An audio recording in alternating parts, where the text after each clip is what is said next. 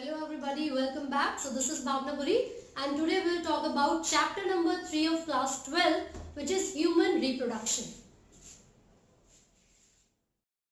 So we will talk about the female reproductive system.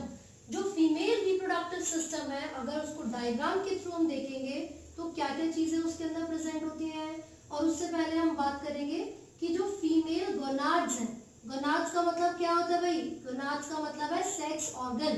तो जो female gonads है, these are the ovaries. So females have paired ovaries. सबसे पहले हमने gonads के बारे में बात की है, यानी कि फीमेल सेक्स ऑर्गन। क्या होता है female sex organs? Paired ovary.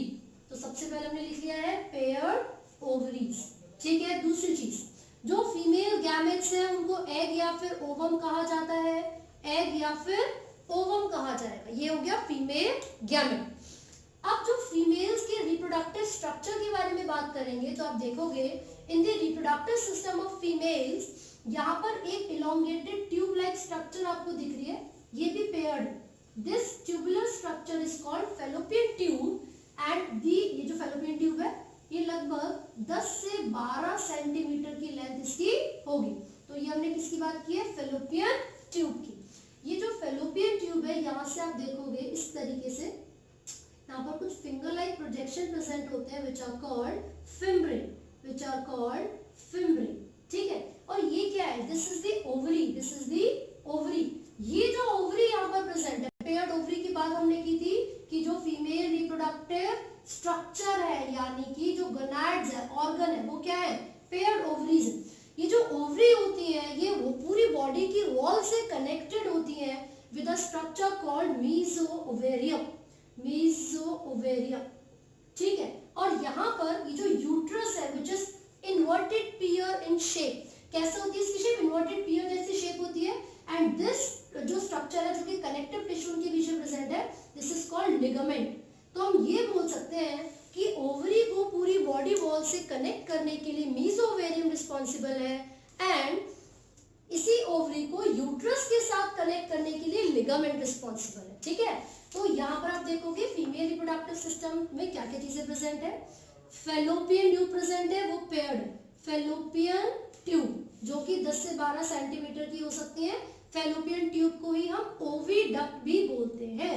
दूसरी चीज, यहाँ पर सिंगल यूटेरस प्रेजेंट है, सिंगल यूटेरस प्रेजेंट है, और ये इन्वर्टेड पियर, इसकी जो शेप होती है वो इन्वर्टेड पियर जैसी होती है।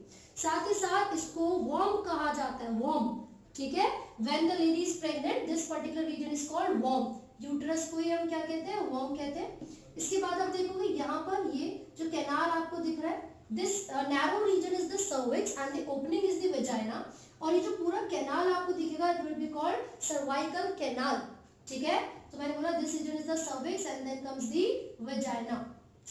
वेजाइना के पास यहाँ पर एक ओपनिंग पे बहुत ही थिन मेम्ब्रेन प्रेजेंट होती है which is called the hymen layer. उस मेम्ब्रेन को कहा जाता है hymen layer. In certain books it is mentioned that the hymen is a sign of virginity, ठीक है। लेकिन एक्चुअल में अगर देखा जाए तो बहुत सारी फीमेल्स ऐसी होती हैं जो कि फिजिकली एक्टिव होती हैं, वो बहुत स्पोर्टी होती हैं, स्पोर्ट्स में पार्टिसिपेट करती हैं, साइकिलिंग करती हैं, हॉर्स राइडिंग करती हैं। सो ऐसा भी हो सकता है कि during these physical exercises and activities this hymen gets broken, ठीक है। तो हम ऐसा नहीं बोल सकते that only those lady, those females who have this hymen these are virgin, ठीक है। तो ऐसा नहीं बोलेंगे हम। तो यहाँ पर हमने देखा क्या क्या चीजें प्रेजेंट है। यूट्रस लिख लिया है, cervix and then vagina, cervix and then vagina. ये सिंगल है, जहां पर पेयर्ड होगा मैं बताऊंगी। ओवरीज पेयर्ड है, फैलोपियन ट्यूब पेयर्ड, क्लियर है। अब जरा फैलोपियन ट्यूब के स्ट्रक्चर को देखा जाए तो these finger like projection are called fimbriae and this region is the जो narrow region आपको यहाँ पर नजर आ रहा है, this is infundibulum, infundibulum, ठीक है। and this broadest region, यहाँ पर जो सबसे broad वाला part होगा, this part is the ampulla, this part is the ampulla and then comes isthmus, and then come isthmus, ठीक है। तो मैंने ये बोला कि जो फीमेल रिप्रोडक्टिव सिस्टम है, it has a paired fallopian tubes, यानी कि ओविडक्ट। फैलोपियन ट्यूब में आपने देखा isthmus है, एम्पुला है एंड infundibulum.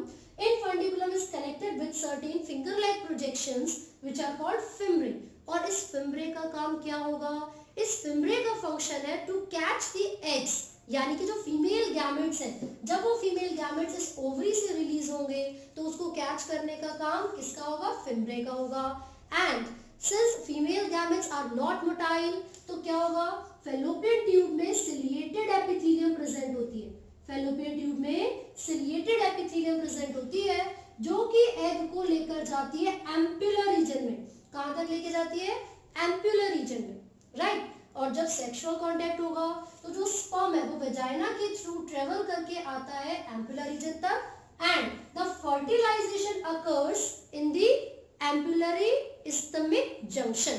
कई जगह पर सिर्फ एम्पुला भी लिखा है, so this is also correct, लेकिन आपको याद रखना है कि जैसे ही स्पर्म आता है तो फर्टिलाइजेशन कहां पर हो रही है, एम्पुलरी स्टमक जंक्शन में, ये ठीक है। अब हमने यहाँ पर देखा यूट्रस को, ये जो यूट्रस है, the outer most layer of the uterus is called, क्या बोलते हैं इसको, पेरीमीट्रियम, पेरीमीट्रियम, and the middle layer is the myometrium, the middle layer is called myometrium, ये मायोमीट्रियम हो गया। And the inner most layer, जो सबसे अंदर वाली लेयर होती है यूट्रस की, उसको बोलते हैं एंडोमेट्रियम। तो हमने यहाँ पर देखा that the uterus has 3 layers, perimetrium, myometrium and endometrium.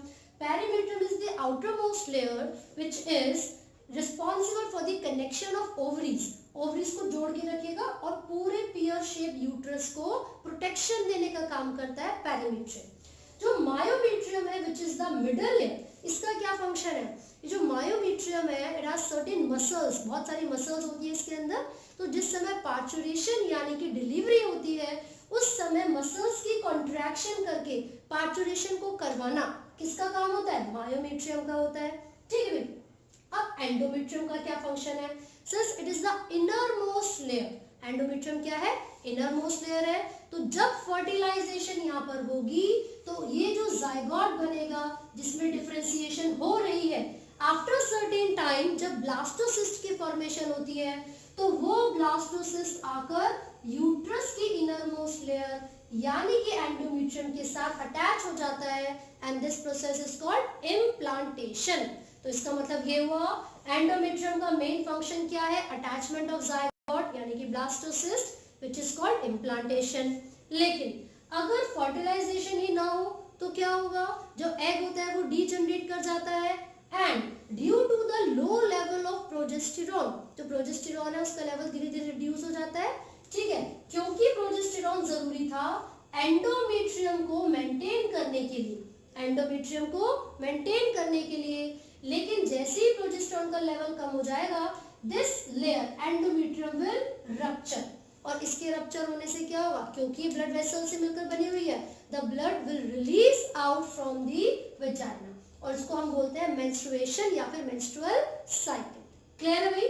तो हमने यहाँ पर फीमेल रिप्रोडक्टिव सिस्टम में देखा यूट्रस के बारे में, fallopian tube, then cervix is the narrow cavity, ठीक है, नैरो रीजन है which extends to the vagina, vagina के through sexual contact होगा, the male external genitalia penis will be introduced by this। इसके बाद ये जो वेजाइना है और जो सर्वाइकल कैनाल है दोनों को मिलाकर बर्थ कैनाल कहा जाता है, दोनों को मिलाकर क्या कहते हैं, बर्थ कैनाल। हम यहाँ पे लिख रहे हैं बर्थ कैनाल, ठीक है, क्यों, क्योंकि बर्थ होता है चाइल्ड का फ्रॉम दिस रीजन ओनली, इसलिए इसको बर्थ कैनाल कहा जाता है। अब अगर मैं ओवरी के स्ट्रक्चर को अच्छे तरीके से एक्सप्लेन करूं तो फटाफट से एक बार देख लेते हैं। पेयर्ड ओवरी प्रेजेंट होती है, हमने देखा बॉडी वॉल से कनेक्ट करने के लिए मीजोवेरियम होता है ना। एक बार एनलार्ज व्यू देख लेते हैं फटाफट से ओवरी का। ओके, एक बार हम ड्रॉ कर लेते हैं, ये दिस इज दी ओवरी, ठीक है। अब ये जो ओवरी है आप देखोगे यहाँ पर जो इसकी लेयर है, जो आउटरमोस्ट जो इसकी बाहर वाली लेयर है, जनरली इस लेयर को हम क्या कहते हैं, प्लाज्मा मेम्ब्रेन और विटेलाइन मेम्ब्रेन, इसको हम बोलते हैं विटेलाइन मेम्ब्रेन, ठीक है, या फिर इसको बोलेंगे प्लाज्मा मेम्ब्रेन। एंड यहाँ पर सर्टेन स्पेशलाइज्ड सेल्स प्रेजेंट होते हैं and this fluid filled region, क्योंकि ओवरी को हम दो रीजन में बांट देते हैं, ठीक है, थिका इंटरना एक्सटर्ना आप देखोगे, and the peripheral region is the cortex region, ये जो रीजन होते हैं इसको हम कॉर्टेक्स रीजन कहते हैं, और यहाँ पर ये जो आपको कैविटी नजर आ रही है, this particular region is called exoplasm. जो पेरिफेरल पोर्शन है उसको हमने एक्सोप्लाज्म बोला, जबकि जो सेंट्रल रीजन यहाँ पर प्रेजेंट होता है उसको हम बोलते हैं ऊप्लाज्म, उसको हम बोलते हैं ऊप्लाज्म। ठीक है, अब यहाँ पर क्या होगा, ये जो ओवरी है इसके जो स्ट्रक्चर के बारे में हम बात कर रहे हैं, यहाँ पर इसके अंदर जो पूरा कॉर्टेक्स रीजन है या जो थीका इंटरनल और एक्सटर्नल है वो उसको सेंट्रली डिवाइड कर रहा है, and this is the region from where eggs are form. तो क्योंकि एग की फॉर्मेशन कहाँ होती है, फीमेल की ओवरी में होती है ना, तो ये मेम्ब्रेन हम एग की मेम्ब्रेन में पढ़ेंगे। तो आपको याद रखना है ओवरी के अंदर जो फ्लूइड फिल्ड कैविटी है उसको ऊप्लाज्म बोलते हैं। ठीक है, अब इसी के साथ साथ आप देखोगे अगर मैं इसको और एनलार्ज व्यू बनाऊं तो उसके अंदर क्या होता है, फॉलिकल्स की डेवलपमेंट जो प्रोसेस है वो स्टार्ट हो जाता है ना। तो सबसे पहले यहाँ पर एक फॉलिकल प्रेजेंट है, तो जैसे कि स्पेशलाइज्ड सेल्स होते हैं ओवरी के अंदर जिनके अंदर मियोसिस होगी और फिर वो एग की फॉर्मेशन करेंगे, उन स्पेशलाइज्ड सेल्स को ऊगोनिया कहा जाता है। क्या बोलते हैं उनको, ऊगोनिया। धीरे धीरे चेंजेस आना स्टार्ट होते हैं, ये जो ऊगोनिया है क्योंकि फीमेल के अंदर जो गैमेट्स है जो कि एग्स है उनकी फॉर्मेशन का जो प्रोसेस है वो एम्ब्रियोनिक स्टेज पे ही स्टार्ट हो जाता है। फीमेल में एग की फॉर्मेशन का प्रोसेस एम्ब्रियोनिक स्टेज में स्टार्ट हो जाता है। तो यहाँ पर जो ऊगोनिया है सबसे पहले वो डिफरेंशिएट करेगा और उसके डिफरेंशिएट करने के बाद फॉर्मेशन होती है प्राइमरी oocyte की, primary oocyte, this is the primary oocyte। तो यहाँ पर हमने एक प्राइमरी oocyte बनाया। This primary oocyte is surrounded by many granulosa cells. इस प्राइमरी oocyte के चारों तरफ बहुत सारे ग्रेन्युलोसा सेल्स की अक्यूमुलेशन हो जाती है, and this is called primary follicle. इसको हम क्या बोलते हैं, प्राइमरी फॉलिकल। अब यहाँ पर और भी ज्यादा लेयर्स की फॉर्मेशन शुरू हो जाएगी, another layer is form, now it will be called secondary follicle, secondary follicle.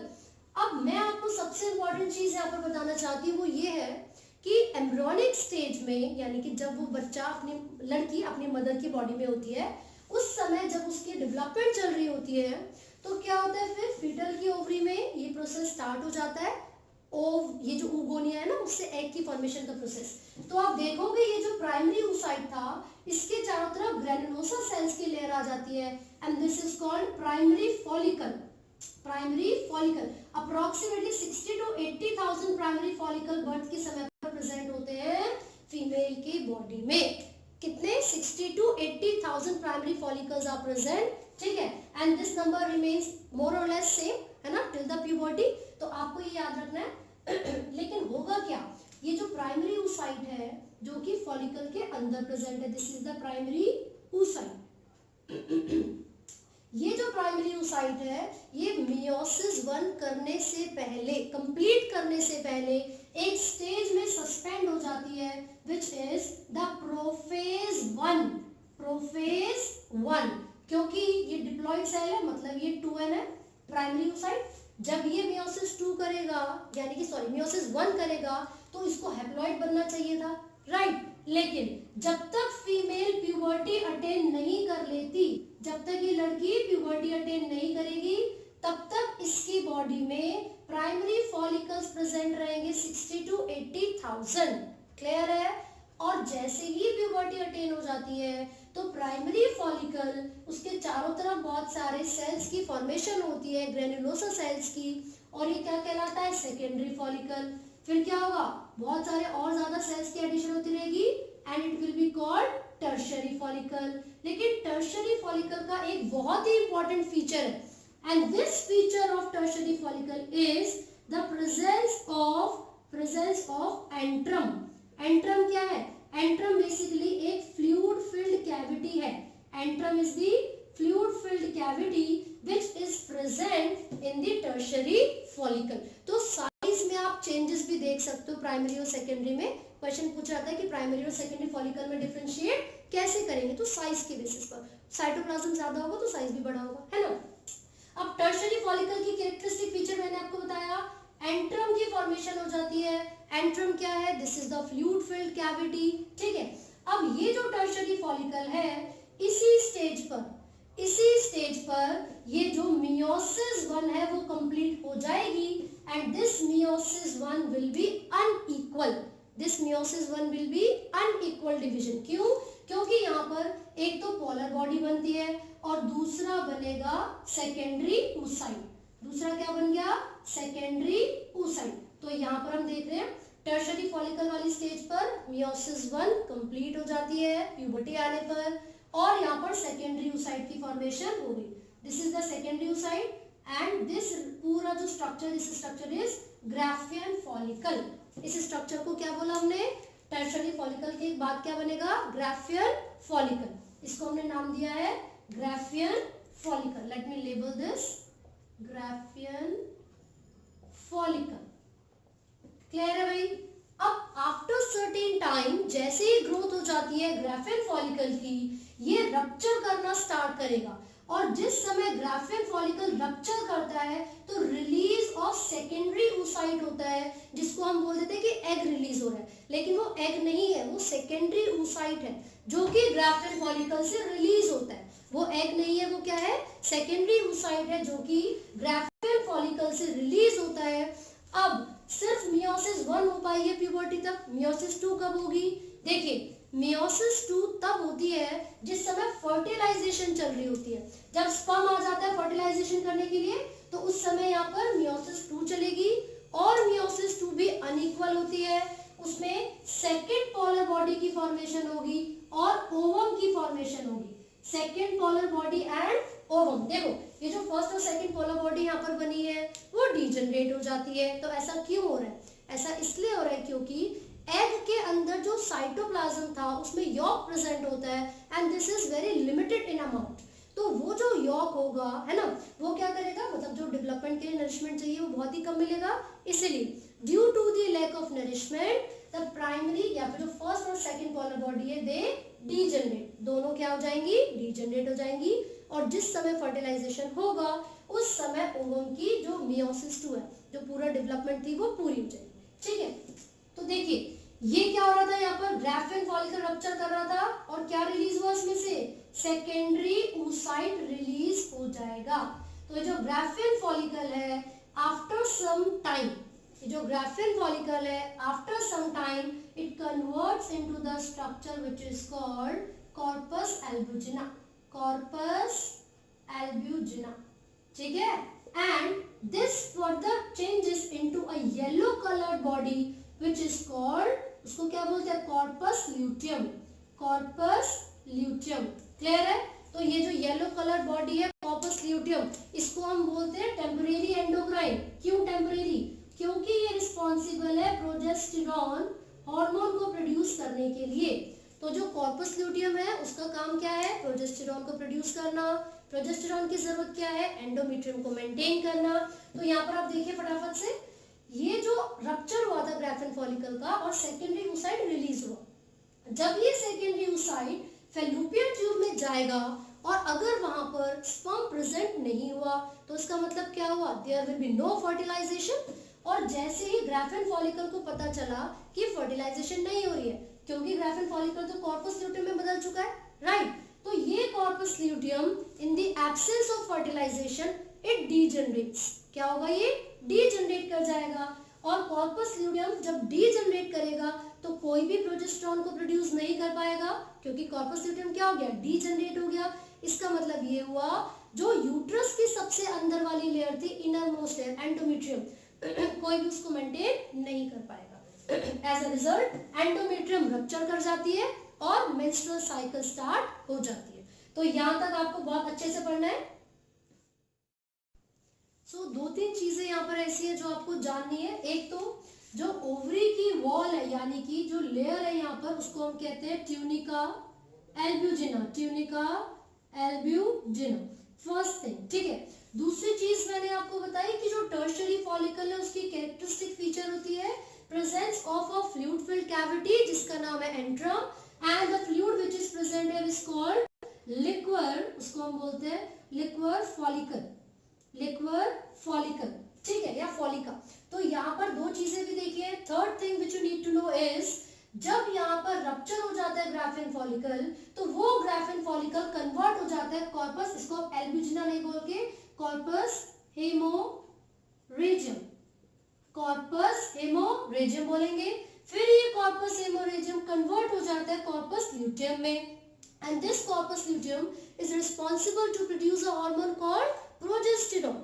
Progesterone endometrium को मेंटेन करेगा ताकि क्या हो सके, प्रेगनेंसी हो सके और प्रॉपर तरीके से इम्प्लांटेशन हो सके। लेकिन जब कोई फर्टिलाइजेशन नहीं होती तो ये कॉर्पस ल्यूटियम कन्वर्ट कर जाते हैं एक स्ट्रक्चर में विच इज कॉल्ड कॉर्पस एल्ब्यूसिन, एल्ब्यूकिन्स। ठीक है, तो ये जो यहाँ पर स्ट्रक्चर हमने पढ़े इसको आपको अच्छे से याद रखना है, इनके नाम अच्छे से याद रखना है। तो ये पूरी की पूरी फॉलिकुलर डेवलपमेंट हमने यहाँ पर देखी है, ओवरी को हमने कंप्लीट किया है, राइट। लेकिन अब हम बात करेंगे जो फीमेल एक्सटर्नल जेनिटेलिया है उसके बारे में। तो देखिए जो फीमेल एक्सटर्नल जेनिटेलिया है it includes vulva and mammary glands. तो फीमेल में मेमरी ग्लैंड्स को भी एक्सटर्नल जेनिटेलिया में ही डाला गया है, उसके साथ साथ वल्वा को भी हम एक्सटर्नल जेनिटेलिया में पढ़ेंगे। तो एक डायग्राम के थ्रू समझते हैं हम। तो यहाँ पर हम डायग्राम बना रहे हैं वल्वा का, जो कुछ इस तरीके से है। फीमेल के अंदर हम बात कर रहे हैं एक्सटर्नल जेनिटेलिया में। जैसे कि मेल देखा था तो उसमें सिंगल ओपनिंग थी for both the urine and sperm ejaculation, लेकिन यहाँ पर दो ओपनिंग होती है। The upper opening is urethra, उसको हम बोलते हैं urethra, and the lower opening is, ये किस चीज के लिए होती है, this is vagina for sexual contact, this is the vagina and here the particular this region is called vestibule, इसको हम बोलते हैं vestibule। ठीक है, तो हमने देखा था female external genitalia has two openings, the urethra for the release of urine and the vagina for the sexual contact और इंटरकोर्स। ठीक है, अब आप यहाँ पर देखोगे कि फीमेल के पास एक टिश्यू, एक फोल्ड प्रेजेंट होता है। दिस टिश्यू, दिस फोल्ड, ये पेयर्ड है, इसको हम बोलते हैं labia minora. This is called labia minora, and here is a elongated tubular smaller structure which is clitoris, and this clitoris is homologous to male penis. This clitoris is homologous to male penis, ये आपको याद रखना है। इसके साथ साथ आप देखोगे यहाँ पर दो छोटे छोटे से ग्लैंड प्रेजेंट होते हैं जिसको हम बोलते हैं बार्थोलिन्स। ठीक है, ये जो ग्लैंड्स हैं these are certain mucus producing glands। ठीक है, जैसे मेल में आपने बल्बोयूरेथ्रल ग्लैंड पढ़ा था, यहाँ पर बल्बोवेस्टिजियल ग्लैंड बोला जाता है इसको, है ना। तो हम एक तरीके से होमोलोगस है ये, this is homologous to male gland, कौन सा, बल्बोयूरेथ्रल। ऐसा क्यों भाई है, क्योंकि बल्बोयूरेथ्रल ग्लैंड भी इरेक्टाइल प्रोटीन थे उसके अंदर और वो म्यूकस को सीक्रेट कर रहा था। सिमिलरली बार्थोलिन्स जो ग्लैंड यहाँ पर प्रेजेंट है towards left and right side of the vestibule, इनका काम भी क्या है, म्यूकस को सीक्रेट करना। ठीक है, along with this labia minora, this is labia minora, there is another tissue, another fold which is called labia majora. This is called labia majora. This labia majora acts as the scrotum, जैसे कि mail में scrotum एक fold की तरह था, एक ऐसे sac like structure की तरह था जो कि टेस्टिस को कैरी करता है। सिमिलरली यहाँ पर जो लेबिया मेजोरा है this is homologous to scrotum in male. Clear है, ये चीज आपको याद रखनी है। साथ ही साथ आप यहाँ पर देखोगे this is the tissue, this is a fleshy fold which is present at the tip of the clitoris at the upper surface. This is called mons pubis, and this is the region where excessive hair growth occurs. This region is called the mons pubis, and this vagina has a layer in this, a membrane which is called hymen. ये already मैंने आपको बता दिया है, ठीक है, which is sometimes considered as the sign of virginity but it is not actually। ठीक है, तो ये हमने बात की है फीमेल एक्सटर्नल जेनिटेलिया के बारे में, female external genitalia which is called vulva. ठीक है, तो आपको ये अच्छे से पढ़ना है। अब हम बात करेंगे किसके बारे में, हम मेमरी ग्लैंड्स के बारे में बात करेंगे which are also included in the female external genitalia.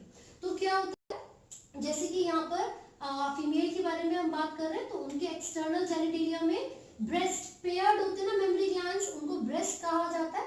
तो मेमरी ग्लैंड्स क्यों जरूरी है? क्योंकि देखो एक सर्टेन टाइम आता है फीमेल की लाइफ में, जस्ट आफ्टर द प्रेगनेंसी या ड्यूरिंग द प्रेगनेंसी मैं बोलूंगी, सर्टेन चेंजेस अकर, और वो जो चेंजेस होते हैं वो हार्मोन्स के कंट्रोल में होते हैं, and these hormones help in the formation of milk in the female body.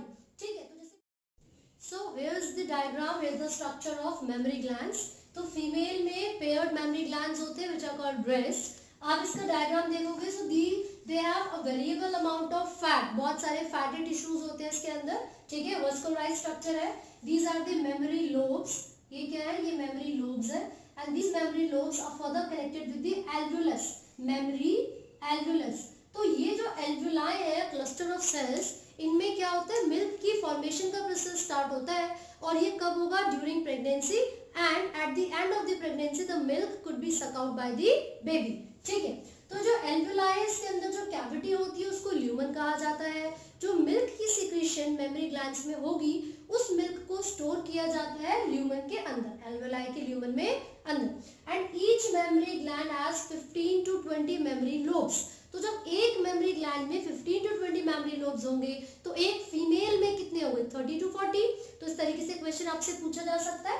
And here you can see the milk which is formed in the alveoli, this is taken from there with the help of memory ducts.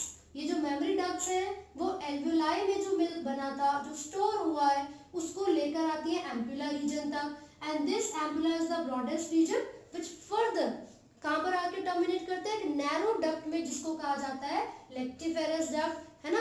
और ये जो lactiferous duct है, from here the milk can be sucked out by the nipples, through the nipples by the baby, and here is the tissue which is called areola. तो यहाँ पर आपको याद रखना है कि जो मेमोरी ग्लैंड्स हैं वो फीमेल एक्सटर्नल जेनिटेलिया में इंक्लूड किए जाते हैं। ये एक बहुत ही इंपॉर्टेंट रोल प्ले करते हैं फीटस की डेवलपमेंट के लिए, बच्चे की डेवलपमेंट के लिए।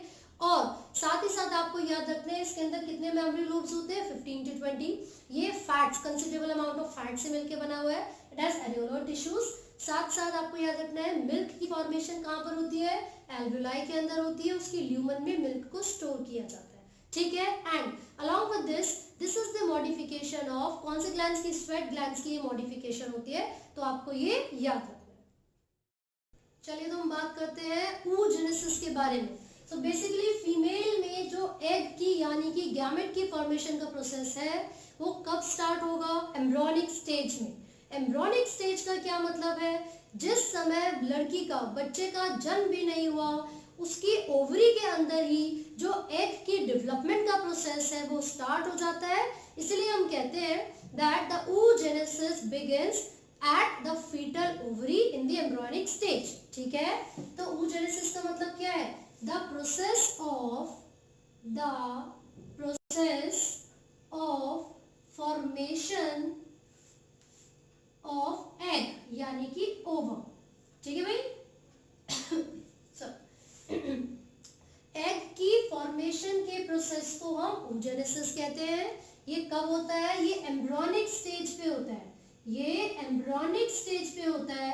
It occurs at embryonic stage, है ना, in the foetal ovary. Foetal ovary का मतलब है फीटस, बच्ची की ओवरी में जन्म से पहले ही एम्ब्रियोनिक स्टेज पर एग की फॉर्मेशन का प्रोसेस स्टार्ट हो जाता है। ये तो क्लियर हो गया। होता ही है that each ovary has a couple of millions of oogonia। oogonia का मतलब क्या है? लगभग 2 मिलियन oogonia यानी कि मदर सेल्स, ठीक है, ओवम को बनाने वाले सेल्स oogonia प्रेजेंट होते हैं हर एक ओवरी में। क्लियर है? तो देखो जरा, ये oogonia है which is diploid in nature. इसको आप ओवम मदर सेल भी कह सकते हो। क्यों? क्योंकि यही वो सेल्स हैं जो कि मियोसिस करेंगे और एग की फॉर्मेशन होगी, हैप्लॉइड एग की फॉर्मेशन होगी।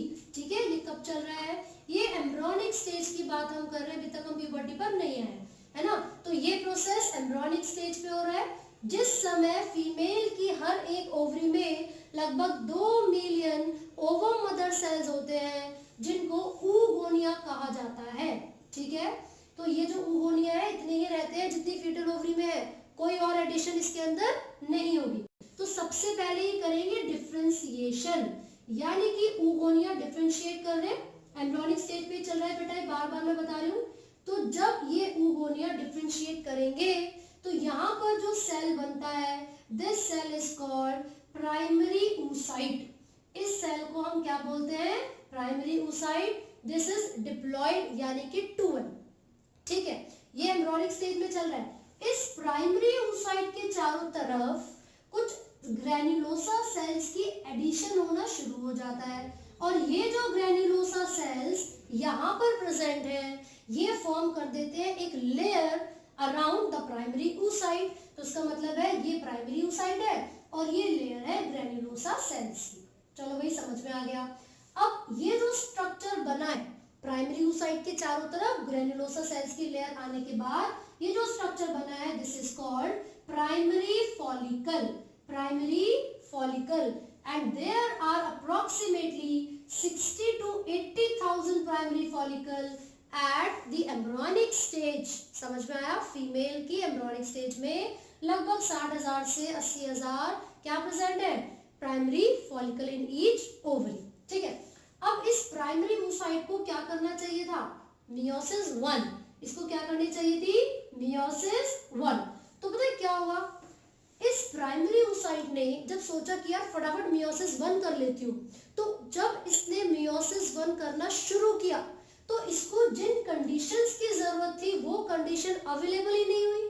जब मियोसिस 1 के प्रोफेज 1 तक पहुंची, मियोसिस 1 के प्रोफेज 1 तक पहुंची, वहीं पर इसको अपनी मियोसिस सस्पेंड करनी पड़ गई। इसका मतलब ये हुआ कि अभी तक एम्ब्रियोनिक स्टेज चल रही है, एम्ब्रियोनिक स्टेज में प्राइमरी oocyte था, प्राइमरी oocyte ने सोचा फटाफट मियोसिस 1 कर लेती हूँ, लेकिन हो ही नहीं पाया। क्यों नहीं हो पाया, क्योंकि जो सर्टेन कंडीशंस चाहिए होती हैं वो उस समय अवेलेबल नहीं थी। तो जब उसने मियोसिस 1 के प्रोफेज 1 में एंट्री ली, वो उसको स्किप नहीं कर पाई, मतलब आगे वाली स्टेज पर नहीं पहुंच पाई, और वो कहां पर सस्पेंड हो जाती है, प्रोफेज 1 तक। तो जब तक एम्ब्रियोनिक स्टेज की बात रहेगी तो प्राइमरी oocyte के चारों तरफ सेल्स आ जाएंगे, ग्रैन्युलोसा सेल्स, वो बन जाएगा प्राइमरी फॉलिकल। ये जो प्राइमरी फॉलिकल है इसके अंदर कोई मियोसिस 1 कंप्लीट नहीं हो पाएगी, कब तक, जब तक प्यूबर्टी नहीं आ जाती। तो यहाँ पर जैसे ही प्यूबर्टी अटेन कर ली इस लड़की ने, ठीक है, अब लड़की बड़ी हो गई भैया, पहले एम्ब्रियोनिक स्टेज की बात थी, अब बड़ी हो गई। तो बड़ी जब वो हो जाएगी, प्यूबर्टी पर जब वो आ जाएगी, 10 से 12-13 साल की उम्र पे जब वो पहुंचेगी, तो ये जो प्राइमरी oocyte था जिसके चारों तरफ सिर्फ एक ही लेयर थी ग्रैन्युलोसा सेल की, वो क्या कहलाता था, प्राइमरी फॉलिकल। अब इस प्राइमरी फॉलिकल की होगी डेवलपमेंट।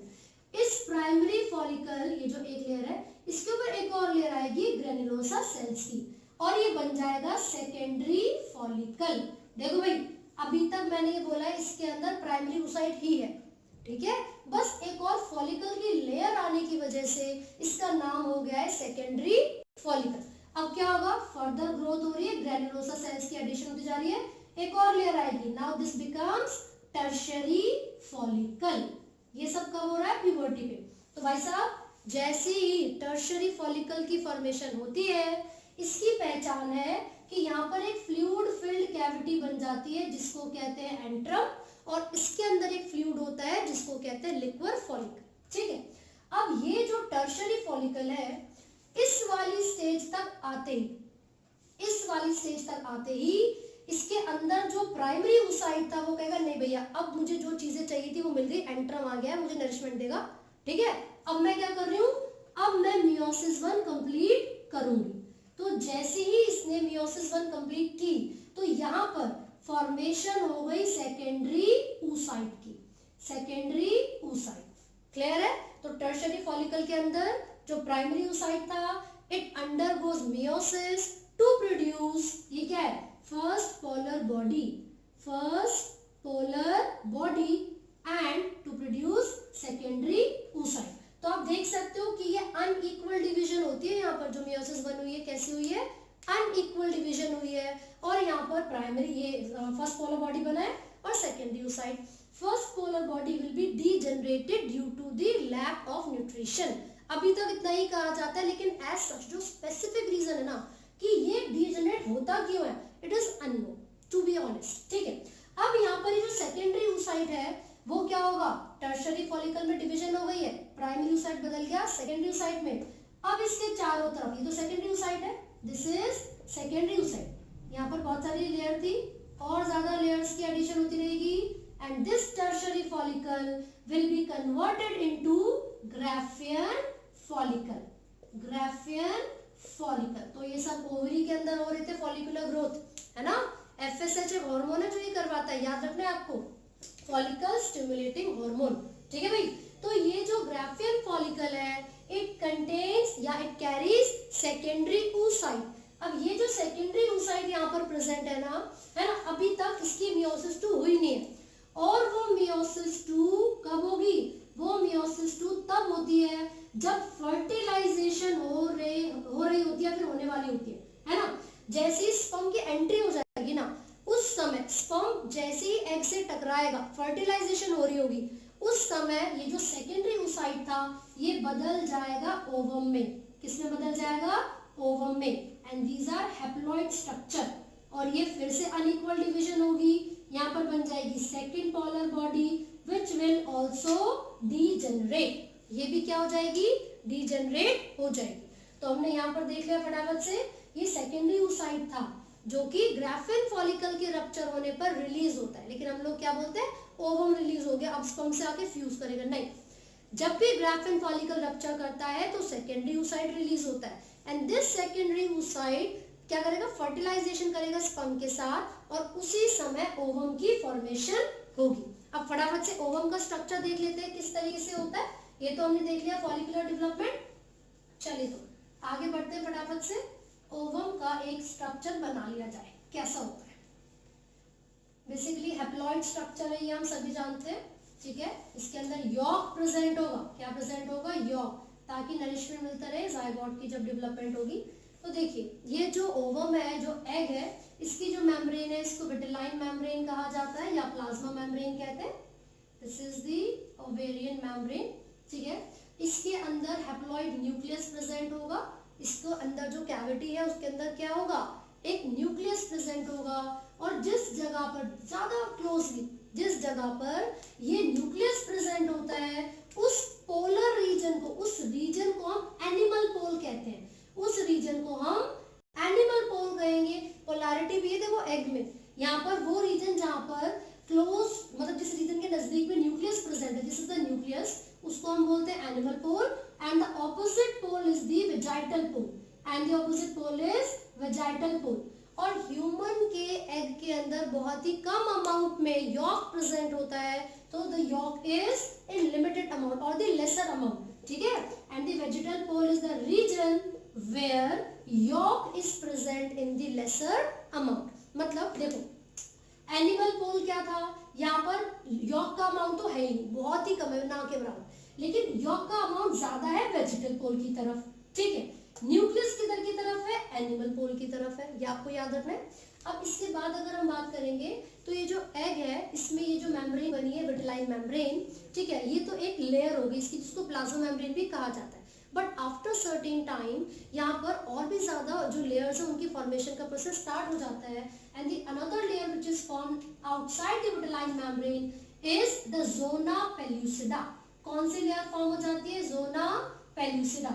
ये वो लेयर है जो कि हेल्प करती है फर्टिलाइजेशन में, है ना। क्या होगा, जिस समय यहाँ पर सर्टेन केमिकल रिएक्शन होंगे तो ये रिलीज करेगी कुछ आयंस को, साथ ही साथ कुछ एंजाइम्स को, जिसकी वजह से स्पर्म्स को अट्रैक्ट किया जाएगा और पेनिट्रेशन आसानी से हो सकेगी। अगेन यहाँ पर कुछ ग्रैन्युलोसा सेल्स क्या करते हैं, एक लेयर की फॉर्मेशन करते हैं, और वो कुछ इस तरीके से रेडियली अरेंज होते हैं यहाँ पर ये जो सेल्स होंगे, and this forms a layer called corona radiata, corona radiata, ठीक है। तो होता क्या है, एग के सराउंडिंग में हमने अभी तक 3 लेयर देखी हैं। The first one is the vitelline membrane which is also called plasma membrane, उसके बाद यहाँ पर जोना पेल्यूसिडा बनती है, और फिर कोरोना रेडिएटा बनेगी। These layers are formed with the help of granulosa cells। वो सेल्स डिफरेंशिएट करते रहते हैं और बाहर की तरफ लेयर की फॉर्मेशन करते हैं, है ना। तो एक तरीके से देखा जाए जो इस एग की अपनी खुद की सिंथेसाइज की गई मेम्ब्रेन है वो प्राइमरी मेम्ब्रेन कहलाएगी, which is vitelline membrane. Secondary membrane में जोना पेलिसुडा और कोरोना रेडिएट आती है, क्योंकि these are the layers which are formed by the developing granulosa cells। ठीक है, तो जो ग्रेनुलोसा सेल्स है उन्होंने इसको फॉर्म किया है। तो जोना पेलिसुडा और corona radiata are the secondary, है ना, तो वो कौन सी हो गई, सेकेंडरी लेयर, क्योंकि ग्रेनुलोसा सेल्स ने बनाया। विट्रिलाइन मेम्ब्रेन प्राइमरी है, क्योंकि ओवरी के ही सेल्स बना रहे हैं जो स्पेशलाइज्ड सेल्स है। लेकिन कई बार ऐसा होता है कि फेलोपियन ट्यूब के अंदर भी जो डक्ट्स है, जो ग्लैंड्स है, वो भी कुछ ना कुछ सिक्रीशन देती हैं और इसके चारों तरफ एक लेयर बनाती है। So it will be called the tertiary layer. ठीक है, तो एग के स्ट्रक्चर को आपको याद रखना है। इसके अंदर काफी कम मात्रा में यॉर्क प्रेजेंट है, न्यूक्लियस प्रेजेंट होगा which is haploid, 3 layers present होती है। अब पता है क्या हुआ, जब स्पर्म आता है फर्टिलाइजेशन करने के लिए, तो उस समय क्या होगा, दीज आर द मेम्ब्रेन्स जो कि मेंटेन रखेंगे कि एक ही स्पर्म आके फ्यूज हो, बहुत सारे स्पर्म्स आके इसके साथ फर्टिलाइजेशन ना कर सके। So these membranes play a very important role in the process of fertilisation. तो अच्छे से आप यहाँ तक पढ़ेंगे। ठीक है, चलिए अब हम बात करते हैं मेंस्ट्रुअल साइकिल के बारे में। सो एक डायग्राम मैंने ऑलरेडी यहाँ पर बनाया हुआ है। तो बेसिकली जब मैंने आपको ये बताया था कि फॉलिकल डेवलपमेंट जब ओवरी में स्टार्ट होती है तो वो शुरू कब हो जाती है, एम्ब्रियोनिक स्टेज पे हो जाती है ना। तो ओवरी के अंदर ये इवेंट कहाँ पर हो रहे हैं, ओवरी के अंदर हो रहे हैं। ये कौन कौन से स्टेजेस है, एक बार लेबलिंग भी देख लेते हैं इनकी। तो देखो, जब मैंने आपको बताया था कि अर्ली एम्ब्रियोनिक स्टेज में फीमेल के अंदर, फीटल ओवरी के अंदर, ये जो प्राइमरी oocyte है, primary oocyte, it gets surrounded by a layer of granulosa cell. तो इसको हम बोलते हैं प्राइमरी फॉलिकल। ये क्या बन गया, प्राइमरी फॉलिकल। और प्राइमरी फॉलिकल के अंदर क्या है, primary oocyte। Now this is secondary follicle, और ये क्या है, टर्शियरी फॉलिकल। फिर मैंने ये भी बताया कि टर्शियरी फॉलिकल वाली जो स्टेज होती है उसमें एक फ्लूइड भरी यानी कि फ्लूइड फिल्ड कैविटी हो जाती है जिसको एंट्रम कहा जाता है। ठीक है, so this is the characteristic feature of tertiary follicle.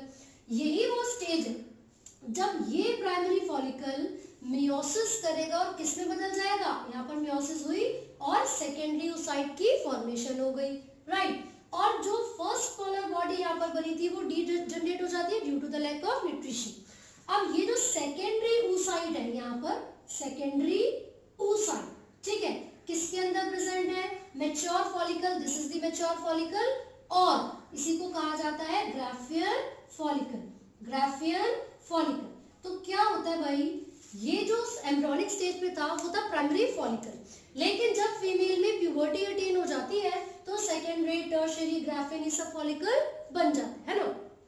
तो आपको ये ध्यान रखना है कि due to an increase in the, या फिर due to a change in the hormone level, hormonal level change होने की वजह से यहाँ पर जो LH है, LH क्या है, ल्यूटिनाइजिंग हार्मोन, जो कि पिट्यूटरी ग्लैंड प्रोड्यूस करती है।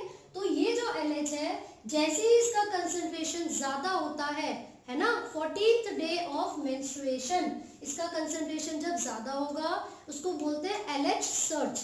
और जब LH सर्ज होता है तो ये ग्राफियन फॉलिकल रप्चर करता है and it leads to the release of secondary oocyte। तो जिस समय ग्राफियन फॉलिकल का रप्चर होगा उस समय यहाँ पर किसका रिलीज हो जाता है, सेकेंडरी oocyte का, जिसको हम एग बोल देते हैं जनरली। तो देखिए यहाँ पर release of ovum from the ovary is called ovulation. तो अगर 14th डे की बात की जाती है तो this is marked by the ovulation, यानी कि release of egg from the ovary. तो बेसिकली सेकेंडरी oocyte था जो ग्राफियन फॉलिकल के रप्चर होने पर रिलीज हो गया। ग्राफियन फॉलिकल रप्चर क्यों हुआ, क्योंकि LH और FSH का कंसंट्रेशन जब हाई होता है it leads to the developmental changes in ovary. As a result graafian follicle ruptures and the secondary oocyte is release out. तो 14th डे पर ओव्यूलेशन हो गया, ये डेज मैं भी समझाऊंगी। अब यहाँ पर ये जो सेकेंडरी oocyte रिलीज हुआ है ग्राफियन फॉलिकल से अलग हो गया, ठीक है भाई। अब ये जो सेकेंडरी oocyte है ये इंतजार कर रहा है स्पर्म का। अगर स्पर्म आ जाता है विद इन 24 आवर्स, क्यों, क्योंकि स्पर्म्स की जो वायबिलिटी होती है, फर्टिलाइजिंग कैपेसिटी होती है वो 24 घंटे तक ही होती है ना। तो ये जो एग है ये वेट करेगा कि जल्दी से स्पर्म आ जाए और फर्टिलाइजेशन हो जाए, है ना। और उसी समय ये जो ग्राफिन फॉलिकल था इट गेट्स कन्वर्टेड इनटू, किसमें येलो कलर का स्ट्रक्चर बन रहा था ना, जिसको हमने क्या नाम दिया था, कॉर्पस ल्यूटियम। इसको हमने नाम दिया था corpus luteum. This yellow coloured structure corpus luteum is responsible to produce, to secrete a hormone which is called progesterone. कौन सा हार्मोन प्रोड्यूस हो रहा था, प्रोजेस्टेरॉन। ये जो प्रोजेस्टेरॉन हार्मोन है इसकी जरूरत क्या है, this hormone is responsible to maintain the innermost layer of uterus, यानी कि एंडोमेट्रियम लेयर को ड्यूरिंग प्रेगनेंसी मेंटेन करने के लिए प्रोजेस्टेरॉन हार्मोन की जरूरत होती है। सही भाई। तो ग्राफिन फॉलिकल को, ये जो ग्राफिन फॉलिकल था इसको नहीं पता चला अभी तक कि भैया 24 घंटे हो गए स्पर्म आया नहीं है, लेकिन जैसे ही इसे पता चला है ना, तो ये जब कॉर्पस ल्यूटियम में बदल गया था तब तो उसने प्रोजेस्टेरॉन को रिलीज किया, बट कुछ ही दिनों में, कुछ ही समय के बाद ये जो कॉर्पस ल्यूटियम है इट विल बी रिग्रेसिंग, ये क्या हो जाता है, डीजनरेट होना स्टार्ट हो जाता है, कॉर्पस एल्बिसेंस में कन्वर्ट हो जाता है, और एज अ रिजल्ट ये जो प्रोजेस्टेरॉन हार्मोन है इसका लेवल भी डिक्रीज हो जाता है, इसका लेवल भी डिक्रीज हो जाता है। और सिंपल सी बात है, क्योंकि प्रोजेस्टेरॉन रिस्पॉन्सिबल था एंडोमेट्रियम को इंटैक्ट रखने के लिए, ये जो सॉफ्ट स्पॉन्जी लेयर है जो ब्लड वेसल से बनी है उसको अपनी पोजीशन पर मेंटेन रखने के लिए ये प्रोजेस्टेरॉन जरूरी था। लेकिन जब कॉर्पस ल्यूटियम डीजनरेट कर जाएगा तो प्रोजेस्टेरॉन का लेवल भी डिक्रीज करेगा, एंडोमेट्रियम का कोई ध्यान नहीं रख पाएगा, फिर क्या होगा, ये जो एंडोमेट्रियम है वो रप्चर करेगी, जो ब्लड वेसल्स है वो ब्रेक कर जाएंगी, वेजाइना से होता हुआ फीमेल की बॉडी के बाहर ब्लड रिलीज होगा, and along with this blood ये जो एग था, क्योंकि 24 घंटे के बाद तो ये भी डीजनरेट हो जाएगा, ये जो डेड एग है वो भी ब्लड के साथ साथ फीमेल की बॉडी से, यहाँ पर फीमेल की बॉडी से रिलीज हो जाता है थ्रू दी वेजाइना। तो ये जो पूरा साइकिल मैंने आपको बताया है, क्योंकि ये रिपीट करता है हर 28 डेज में, इसीलिए इसको कहा जाता है मेंस्ट्रुअल साइकिल। एंड ये जो बॉडी के बाहर ब्लड रिलीज होने का प्रोसेस है ये लगभग 5 डेज तक चलता है ना, 5 to 7 डेज। तो इस ये जो टाइम ड्यूरेशन है इसको मेंस्ट्रुएशन बोलेंगे, 5 दिन तक या 7 दिन तक ये चलेगा। तो क्योंकि मैंने बोला हर 28 डेज में ये अपने आप को रिपीट कर रहा है तो इसको हम क्या बोलते हैं, इसको बोलेंगे मेंस्ट्रुअल साइकिल। ऐसा क्यों हो रहा है, क्योंकि स्पर्म तो आया ही नहीं, और जब स्पर्म नहीं आएगा तो फर्टिलाइजेशन नहीं होगी, और जब फर्टिलाइजेशन नहीं होगी तो ये जो एग है वो डेड हो जाएगा, and there is no use of the egg inside the female body, so it is to be released out। इसलिए ये साइकिल फीमेल की बॉडी में हर महीने चलेगा, हर 28 डेज में ये अपने आप को रिपीट करता है। और मान लीजिए किसी फीमेल में ये जो प्रोसेस था वो 10 तारीख को 10th को स्टार्ट हुआ मेंस्ट्रुएशन, ठीक है, तो लगभग 4-5 दिन तक चलेगा।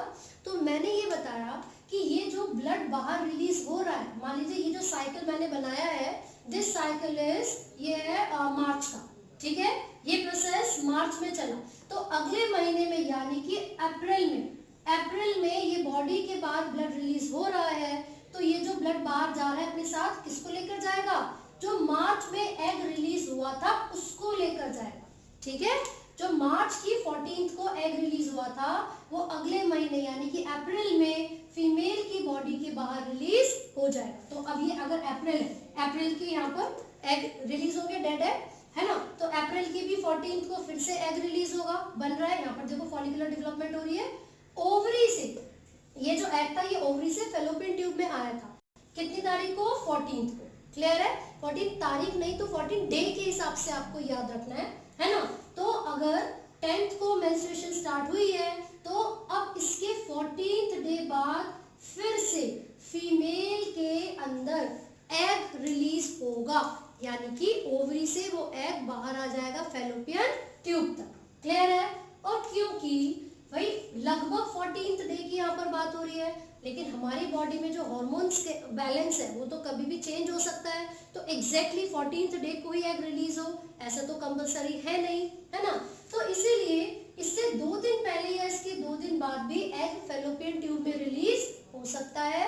तो अगर इस दौरान, इस समय में सेक्सुअल कांटेक्ट होता है तो प्रेगनेंसी के चांसेस सबसे ज्यादा होते हैं, ठीक है। लेकिन वो कपल जो कि अवॉइड करना चाहते हैं प्रेगनेंसी को, तो इस ड्यूरेशन को उन्हें इंटरकोर्स यानी कि सेक्सुअल कांटेक्ट को अवॉइड करना चाहिए, क्लियर है। फिर यहाँ पर चलिए, तो इसका मतलब ये हुआ 10th को मेंस्ट्रुएशन स्टार्ट हुई थी, इसके 14th डे, लगभग 14th डे मतलब 24th को फीमेल की बॉडी में ओवरी से एग रिलीज हो जाएगा, ठीक है। और ये जो साइकिल है हर 28 डेज में बार बार रिपीट करता रहेगा, इसीलिए इसको मेंस्ट्रुअल साइकिल कहा जाता है। ये बहुत ही अच्छा एक सिंबल माना जाता है एक हेल्दी फीमेल का, जो कि रिप्रोडक्टिवली हेल्दी है, ठीक है। क्यों? इससे पता चलता है कि ओव्यूलेशन समय पर हो रही है, फीमेल के अंदर एग रिलीज का जो प्रोसेस है वो टाइम पे हो रहा है और वो मतलब प्रॉपर्ली फर्टाइल है, ठीक है। तो ये आपको याद रखना है कौन कौन से चेंजेस के अंदर आते हैं। यूट्रस में हार्मोन्स का लेवल कौन सा होगा, कितना होगा, ओवरी में हार्मोन का लेवल कौन सा और कितना होता है, वो याद करना है। साथ साथ स्टेजेस आपसे पूछेंगे लेबल करने के लिए, A B C D E। तो ए क्या है, primary follicle, then secondary, tertiary की कैरेक्टरिस्टिक क्या है, एंट्रम। फिर ये क्या है, ग्राफिन फॉलिकल, इसके अंदर क्या प्रेजेंट होगा, secondary oocyte। This is the rupturing of graphene follicle, यानी कि यहाँ पर ओव्यूलेशन हो रही है। ये स्टेज क्या रिप्रेजेंट करती है, ओव्यूलेशन को। ये कहाँ पर हो रहा है, ओवरी के अंदर हो रहा है। फिर इसके अलावा आपसे पूछेंगे कि भैया 14 से पहले, ये लगभग आप मान लीजिए 8 से लेकर 14 या 13 तक जो ये डेज हैं, इसको फॉलिकुलर फेज क्यों कहते हैं या फिर प्रोलिफरेटिव फेज क्यों कहते हैं। तो आप बताओगे because during this phase the growth of the follicle occurs, है ना। ये एफएसएच करवाता है, एफएसएच हार्मोन्स की वजह से फॉलिकुलर डेवलपमेंट चलती है एंड प्राइमरी, सेकेंडरी, टर्शरी और मैच्योर फॉलिकल की फॉर्मेशन होती है। फिर पूछेंगे ये 14 के बाद 23 तक 27 तक ये ल्यूटियल फेज क्यों है या फिर सिक्रेटरी फेज क्यों है। देखिए ल्यूटियल फेज इसलिए है क्योंकि कॉर्पस ल्यूटियम की फॉर्मेशन हो रही है, और सिक्रेटरी फेज इसलिए है क्योंकि ये कॉर्पस ल्यूटियम ही तो है जो कि प्रोजेस्टेरॉन को सिक्रीट कर रहा है, और प्रोजेस्टेरॉन का फंक्शन क्या है, ये क्या काम करेगा, एंडोमेट्रियम को मेंटेन करेगा। तो ये टॉपिक अच्छे से आपको पढ़ना है, बहुत सारे क्वेश्चंस इसमें से पूछे जाते हैं। सो आपको दो टर्म्स और इसके रिगार्डिंग याद करनी है, एक है menarche and the another one is menopause. तो जो मेनार्क और मेनोपॉज इसका मतलब क्या है, menarche is the beginning of the menstrual cycle, menarche is the beginning of the menstrual cycle. कब स्टार्ट होता है मेंस्ट्रुअल साइकिल, प्यूबर्टी पर, मतलब जैसे ही फीमेल अटेन करती है प्यूबर्टी पर तो मेंस्ट्रुअल साइकिल स्टार्ट हो जाता है। And another is menopause, menopause का मतलब होता है when the menstrual cycle ceases, जब ये रुक जाता है। So it is approximately the 50 years of age, जो 50 साल की 48 से 50 इयर्स की जो एज हो जाती है फीमेल में, है ना, वहां तक आते आते ये जो मेंस्ट्रुअल साइकिल का प्रोसेस है वो सीज कर जाता है, वो रुक जाता है। अब ऐसा क्यों होता है, देखिए क्योंकि limited number of egg present होते हैं फीमेल की बॉडी में, which are approximately 350 to 400 in number. तो अगर देखा जाए तो प्यूबर्टी से लेकर मतलब 10 या 12 साल की उम्र से लेकर 50 साल की उम्र तक की हम बात करेंगे, तो फीमेल की बॉडी में जितने भी नंबर ऑफ एग्स प्रेजेंट थे वो till the time of 50 years खत्म हो जाते हैं। इसीलिए ये जो मेंस्ट्रुअल साइकिल का प्रोसेस है वो भी सीज कर जाएगा, राइट। तो यहाँ तक आप अच्छे से पढ़ के रखिए। चलिए तो भाई स्टार्ट करते हैं अपने अगले टॉपिक से, विच इज फर्टिलाइजेशन, ठीक है। तो फर्टिलाइजेशन क्या है भाई, हमने इससे पहले की बहुत सारी चीजें पढ़ ली। क्या क्या पढ़ा है हमने, मेल और फीमेल गैमेट्स की फॉर्मेशन यानी कि गैमेटोजेनेसिस, फिर मेल और फीमेल गैमेट्स का ट्रांसफर, जिसमें कि मेल गैमेट इमोटाइल था वो ही ट्रांसफर होता है और फीमेल गैमेट्स तक पहुंचेगा। कैसे, जब इंटरकोर्स यानी कि सेक्सुअल कांटेक्ट होगा उस समय जो मेल गैमेट्स हैं वो कहां तक जाते हैं, फीमेल गैमेट्स की फैलोपियन ट्यूब में। तो यहाँ पर एक जरा सा फैलोपियन ट्यूब का स्ट्रक्चर बना लेते हैं और यहाँ पर बना रहे हैं हम यूट्रस, ठीक है। तो इस तरीके से this is the fallopian tube, यहाँ पर प्रेजेंट है फिंगर लाइक प्रोजेक्शन जिसको हमने बोला है क्या, फिम्ब्रिन, इसे क्या बोला था, फिम्ब्रिन, ठीक है। और यहाँ पर क्या प्रेजेंट थी, ओवरी जुड़ी हुई है लिगामेंट से यूट्रस के साथ, और यहाँ पर मेसोवेरियम होता है जो कि बॉडी कैविटी से ओवरी को जोड़े, ठीक है भाई।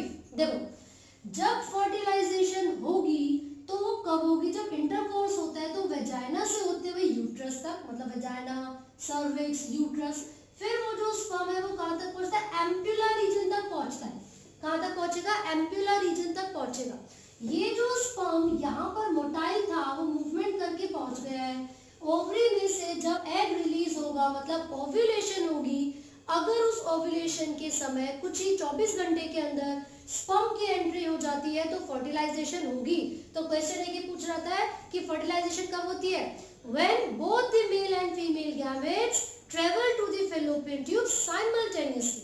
एक ही समय पर जब ये दोनों आते हैं, मतलब दोनों एक समय पर पहुंचेंगे, फर्टिलाइजेशन के चांसेस सबसे ज्यादा होंगे। तो इसीलिए तो कहते हैं कि हर सेक्सुअल कांटेक्ट से फर्टिलाइजेशन नहीं होती।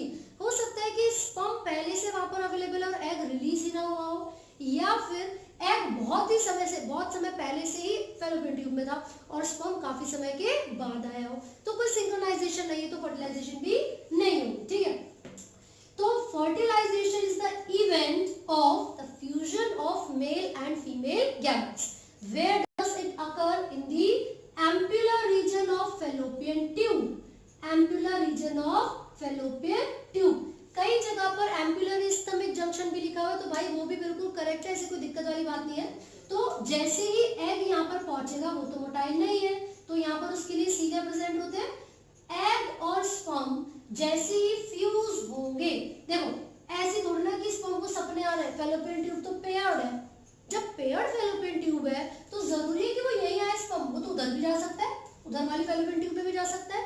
तो कोई ना कोई सिग्नल तो आते होंगे ओवरी से, सॉरी एग से। एग कुछ ना कुछ सिग्नल तो भेजता होगा कि मेरे पास आ। क्या सिग्नल होता है?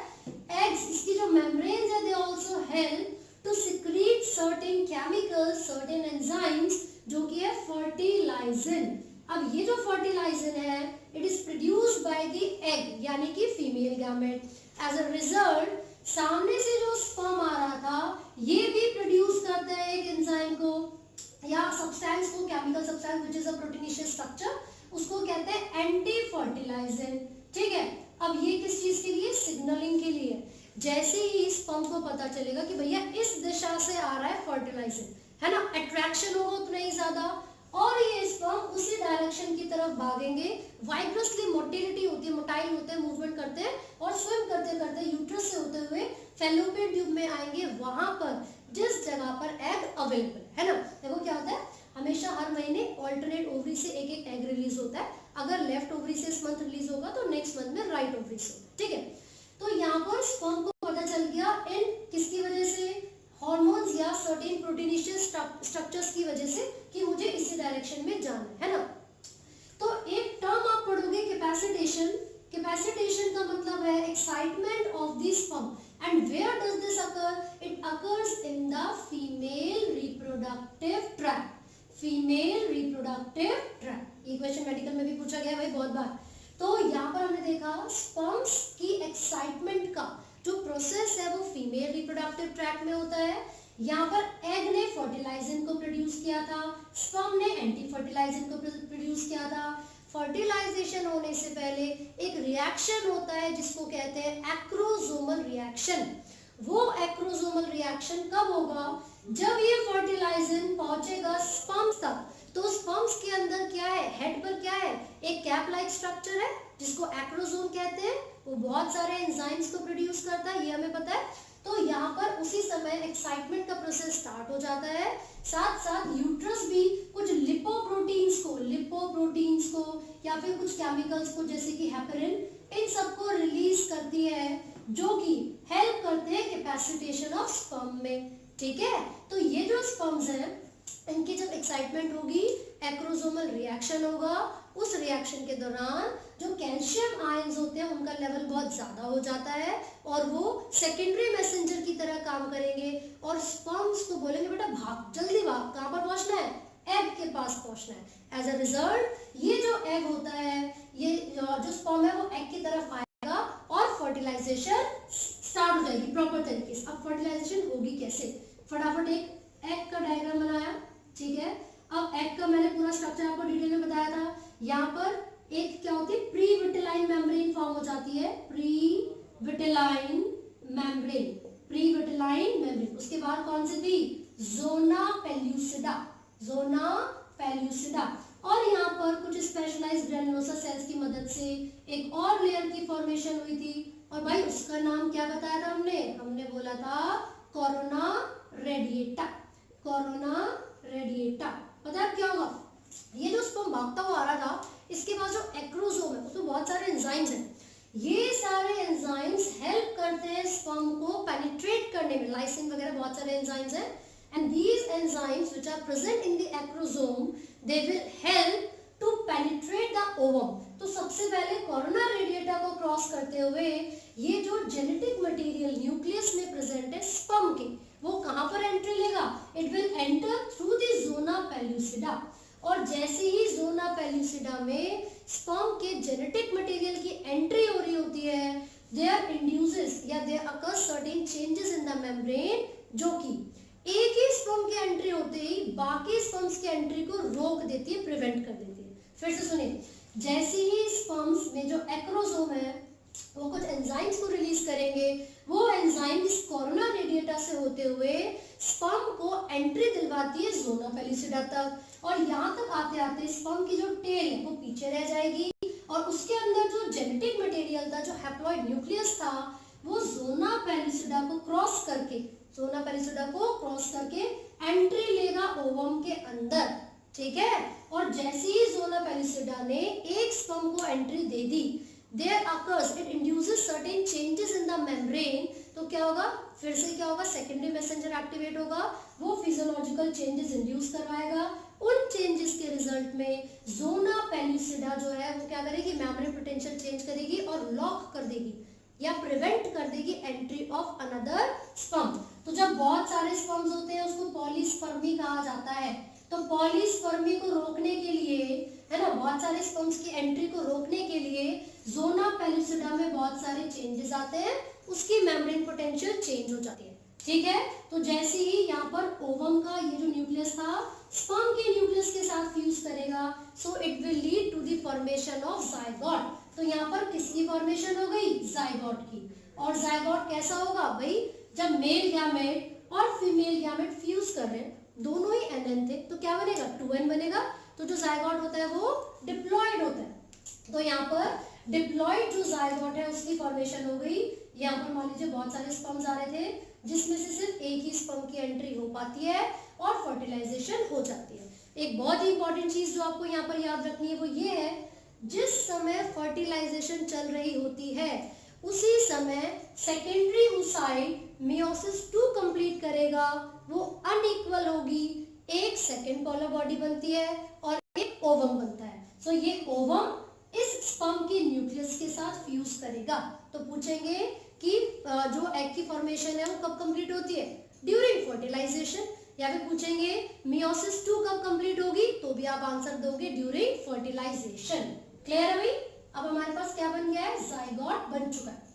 चलो देखते हैं जाइगोट में क्या होगा। भाई जाइगोट में होगी क्लीवेज। सबसे पहली जो डिवीजन होती है जो जाइगोट में होती है उसको हम क्या बोलते हैं? क्लीवेज। और इस ये जो डिफरेंशिएशन का प्रोसेस है वो स्टार्ट हो जाता है। देखिए सबसे पहले डिवीजन है क्लीवेज। यहाँ पर 2 ब्लास्टोमेर्स बन गए। These 2 cells are called blastomeres. अब जब दूसरी डिवीजन होगी तो 4 सेल्स बनेंगे। दीज आर 4 ब्लास्टोमेर्स, ठीक है। अब यहाँ पर इसी तरीके से 8 सेल स्टेज आएगी। 8 सेल स्टेज को मॉड्यूला कहा जाता है। 8 सेल स्टेज को मॉड्यूला कहा जाता है, ठीक है। तो यहाँ पर 8 सेल स्टेज को हमने मॉड्यूला बोला, फिर 16 सेल्स, 32 सेल ऐसी स्टेज बनेगी, ठीक है ना। तो भाई एक बहुत इंपॉर्टेंट चीज वो ये है, जब यहाँ पर 32 सेल स्टेज बनती है तो वो यूट्रस की सबसे अंदर वाली लेयर यानी कि एंडोमेट्रियम में आकर अटैच हो जाती है। This is the 32 cell stage. क्या बोलते हैं इसको? ब्लास्टोसिस्ट। क्या नाम है इसका? ब्लास्टोसिस्ट। सो ये जो ब्लास्टोसिस्ट यहाँ पर बना है, it will be attached to the innermost layer of uterus, जिसको एंडोमेट्रियम कहते हैं, and the process is implantation. तो ये जब ब्लास्टोसिस्ट यहाँ पर अटैच होगा तो आप देखोगे इसका स्ट्रक्चर टीएस अगर मैं बना के दिखाऊं तो कुछ इस तरीके से है। यहाँ पर मेम्ब्रेन के ऊपर पेरिफेरी पर कुछ सेल्स हैं। दीज सेल्स, ये जो लेयर आपको दिख रही है, ये पूरी जो लेयर होगी इसको कहते हैं trophoblast. This layer is called trophoblast, ठीक है। यहाँ पर एक ग्रुप ऑफ सेल है, मास ऑफ सेल है, ठीक है। इस क्लस्टर को कहा जाता है इनर सेल मास। इस क्लस्टर को क्या बोलते हैं? Inner cell mass. अब क्वेश्चन ये पूछ रहेगा what is the fate of trophoblast and inner cell mass. तो ये देखिए जो ट्रोफोब्लास्ट है ये कंप्लीटली फ्यूज हो जाता है यूट्रस की मेम्ब्रेन के साथ यानी कि एंडोमेट्रियम के साथ। और जब ये ट्रोफोब्लास्ट यूट्रस की मेम्ब्रेन के साथ फ्यूज होगा तो यहाँ पर क्या बनेगा, यहाँ पर अपीयर हो जाती है कुछ फिंगर लाइक प्रोजेक्शंस जिनको कहते हैं chorionic villi. These are called chorionic villi. तो दीज कोरियोनिक विलाई ये कहाँ पर आई है, at the surface of trophoblast. ठीक है, ये कोरियोनिक विलाई बन गई है ट्रोफोब्लास्ट के सरफेस पर। अब आप देखोगे जो इनर सेल मास है इट डिफरेंशिएट्स, ये क्या करता है, डिफरेंशिएट कर जाता है और 3 एम्ब्रियोनिक यानी कि जर्म लेयर्स की फॉर्मेशन करेगा। जो इनर सेल मास है वो डिफरेंशिएट करता है और एम्ब्रियोनिक लेयर्स यानी कि जर्म लेयर्स की फॉर्मेशन करेगा। कौन कौन सी जर्म लेयर्स हैं, ectoderm, endoderm and mesoderm. Ectoderm, endoderm and mesoderm. जो एक्टोडर्म है वो आउटर मोस्ट लेयर है जो कि सेंट्रल नर्वस सिस्टम को, स्किन को और बाकी जो आउटर मोस्ट ग्लैंड्स है, स्ट्रक्चर्स है उनकी फॉर्मेशन करेगी। Mesoderm is the middle layer, है ना, तो मिडल जर्म लेयर कौन सी है, मेसोडर्म, वो हार्ट की फॉर्मेशन करती है, नोटोकॉर्ड की करती है। ठीक है, और जो इनर मोस्ट लेयर है वो एंडोडर्म है। एंडोडर्म का जो मेन फंक्शन है वो वाइटल ऑर्गन्स, सॉफ्ट ऑर्गन्स की फॉर्मेशन करना होता है। ठीक है, तो ग्लैंड्स वगैरह एंडोडर्म बना लिए। अब आपने देखा कि जब इम्प्लांटेशन हुई ट्रोफोब्लास्ट यूट्रस की इनर मोस्ट लेयर के साथ जुड़ गई, उसके सरफेस पर फिंगर लाइक प्रोजेक्शन बने जिनको कोरियोनिक विलाई कहते हैं। जब ये कोरियोनिक विलाई फ्यूज हो जाते हैं, इंटरडिजिटेटेड हो जाते हैं यूट्राइन टिश्यू के साथ, यूटेराइन, मैं लिख रही हूँ chorionic villi when get fuse with the uterine tissues, तो ये क्या फॉर्म करेंगे, एक डिस्क शेप स्ट्रक्चर बनाएंगे जिसको प्लेसेंटा कहा जाता है। क्या कहते हैं उसको, प्लेसेंटा बोलेंगे। And this placenta acts as an endocrine tissue क्योंकि ये रिस्पॉन्सिबल है बहुत सारे हॉर्मोन्स को प्रोड्यूस करने के लिए, जैसे कि HCG, HPL, prolactin, estrogen, progesterone, relaxin etcetera. ठीक है, लेकिन जो रिलैक्सिन है ना वो एक ऐसा हार्मोन है जो कि कौन प्रोड्यूस करे, ओवरी प्रोड्यूस करे। बच्चे कंफ्यूज जाते हैं, मैंने भी गलती से भी बोला ना, लेकिन नहीं कंफ्यूज होना। जो प्लेसेंटा है वो किस चीज के लिए है, कौन कौन से हार्मोन्स के लिए, फटाफट से एक बार मेंशन कर लेते हैं। प्लेसेंटा कौन कौन से हार्मोन प्रोड्यूस कर रही है, HCG, human chorionic gonadotropin, human chorionic gonadotropin, gonadotropin. ठीक है, तो ये हो गया HCG। फिर होता है HPL, human prolactin, human prolactin, that estrogen, estrogen, progesterone, progesterone. ठीक है, तो ये HCG, HPL, एस्ट्रोजन, प्रोजेस्टेरॉन ये सब क्या है, these are the hormones which are produced by the placenta और इसीलिए उसको एंडोक्राइन टिश्यू भी कहा जाता है। इन सभी के फंक्शंस आप बताओगे। साथ ही साथ रिलैक्सिन को किसने प्रोड्यूस किया, ओवरी ने किया। नॉर्मली पता है क्या है, HCG, HPL और रिलैक्सिन ये तो ऐसे हार्मोन, और प्रोलैक्टिन ये तो ऐसे हार्मोन्स हैं जो कि कब प्रोड्यूस होते हैं, जब प्रेगनेंसी होती है, ड्यूरिंग प्रेगनेंसी ओनली, राइट। लेकिन एस्ट्रोजन और प्रोजेस्टेरॉन तो नॉर्मली भी प्रोड्यूस रहते हैं, बस प्रेगनेंसी के समय इनका जो कंसंट्रेशन है वो ज्यादा हो जाता है। एस्ट्रोजन हो गया, प्रोजेस्टेरॉन हो गया, कॉर्टिसोल हो गया, है ना, ये प्रोलैक्टिन, इन सब का कंसंट्रेशन बहुत ही मल्टीपल टाइम्स इंक्रीज हो जाता है। क्यों इंक्रीज हो रहा है, क्या जरूरत है इन हार्मोन्स की, आप बताओगे। ये फीटल ग्रोथ के लिए, फीटस की ग्रोथ के लिए जरूरी है। मदर के अंदर जो मेटाबॉलिकल एक्टिविटीज है, मेटाबॉलिकल ग्रोथ को कंट्रोल करेंगे। साथ ही साथ जो मैटरनल, ओवरऑल मैटरनल जो ग्रोथ है या जो रिएक्शंस है उनको मेंटेन करने के लिए भी जरूरी होता है। ठीक है, तो ये हमने पढ़ा प्लेसेंटा के बारे में। लेकिन एक चीज जो मैं आपको यहाँ पर बता रही हूँ वो ये है कि जब ये 8 सेल स्टेज आई थी यानी कि मोरुला बना था, उसके बाद ब्लास्टुला बना, ब्लास्टोसिस्ट जिसको मैंने बोला था, अटैचमेंट जिसकी हुई थी, ये जो ब्लास्टुला बनता है ना, the next stage of the blastula is the gastrula. Blastula के बाद जो अगली स्टेज आती है वो गैस्ट्रुला होती है और इस गैस्ट्रुला की जो खासियत है वो एक कैविटी है, एक ट्यूबुलर स्ट्रक्चर है जिसको आर्केंटिरॉन कहा जाता है, आर्केंटिरॉन कहा जाता है। और साथ ही साथ आपको याद रखना है एक यहाँ पर लिप लाइक स्ट्रक्चर, एक पोर बनता है जिसको ब्लास्टोपोर कहते हैं, ब्लास्टोपोर कहा जाता है। ठीक है, तो होता क्या पता है, बहुत सारे ऑर्गेनिज्म में जो ब्लास्टोपोर है वो पहले माउथ की फॉर्मेशन फॉर्मेशन करेगा तो उसको हम बोलेंगे प्रोटोस्टोम। लेकिन जिन ऑर्गेनिजम्स में पहले एनएस की फॉर्मेशन होती है उसको हम बोलते हैं ड्यूट्रोस्टोम्स। ड्यूट्रोस्टोम्स, तो ह्यूमन बींग्स ड्यूट्रोस्टोम के अंदर आते हैं। दूसरी चीज, जो एग ह्यूमन बींग्स के अंदर प्रेजेंट होते हैं, it contains lesser amount of York. तो अगर डिफरेंट टाइप्स ऑफ एग के बारे में हम पढ़े तो आपको पता चलेगा माइक्रोलेसिथल हो सकता है, ए लेसिथल विदाउट यॉक, माइक्रो मतलब कम, मैक्रो मतलब ज्यादा, ठीक है। तो इसके अंदर कम यॉक प्रेजेंट होता है, आपको याद रखना है। फिर आर्केंटेरॉन क्या है, गैस्ट्रोला की एक कैरेक्टरिस्टिक फीचर है। ये गैस्ट्रोलेशन का टाइम पीरियड काफी लंबे समय तक चलता है, उसके बाद लिम्स वगैरह की फॉर्मेशन स्टार्ट हो जाती है। तो अभी हमने देखा यहाँ पर प्लेसेंटा बन गया है, प्लेसेंटा का फंक्शन देखा, इनर सेल मास डिफरेंशिएट करेगा, और जो ट्रोफोब्लास्ट था वो अटैच हो जाता है किसके साथ, अभी हमने देखा था किसके साथ अटैच हो रहा था, यूट्रस के साथ, ठीक है, और कोरियोनिक विलाय बन गई। अब दूसरी चीज जो आपको याद रखनी है वो है अम्बिलिकल कॉर्ड। अम्बिलिकल कॉर्ड देखिए, जो फर्टिलाइजेशन के बाद जायगोट बना उसमें चेंजेस आए, तो जब काफी लंबा समय हो जाता है तो उस समय में क्या होता है, जो बच्चा है, जो फीटस है ना, इसके पास एक टिश्यू प्रोड्यूस होता है। एक यहाँ पर इस तरीके से फीटस की बॉडी से एक टिश्यू बन रहा है जिसको हमने क्या बोला, अम्बिलिकल कॉर्ड, यहाँ पर कोरियोनिक विलाय है। तो ये दोनों एक दूसरे के साथ कनेक्टेड होती है with the help of placenta, ठीक है। तो जो अम्बिलिकल कॉर्ड है वो एक तरीके का जंक्शन है, और वो क्या काम करेगा, प्लेसेंटा से जितना भी न्यूट्रिएंट है वो फीटस तक पहुंचाता है, और जितना भी ऑक्सीजन होगा, जितना भी हेल्पिंग सब्सटेंसेस होते हैं वो मदर की बॉडी से फीटस तक पहुंचाएगा। लेकिन फीटस का जो नाइट्रोजेनियस वेस्ट है वो वापस मदर की ब्लड तक पहुंचा दिया जाता है, ठीक है। तो अब क्या होगा, जेस्टेशन पीरियड चलेगा। ये जेस्टेशन पीरियड कितने समय के लिए होता है भाई, 9 मंथ्स के लिए होता है।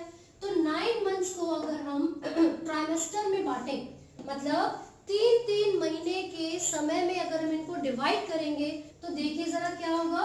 हमने बोला जेस्टेशन पीरियड चलेगा 9 मंथ्स तक, 9 मंथ्स को हमने डिवाइड किया है किस तरीके से, देखो ट्राइमेस्टर में ये 3 महीने का समय, ये आगे के 3 और ये उसके आगे के, तो ये 3 मंथ्स 3 मंथ्स 3 मंथ, टोटल कितना समय हो गया, 9 मंथ्स, ठीक है।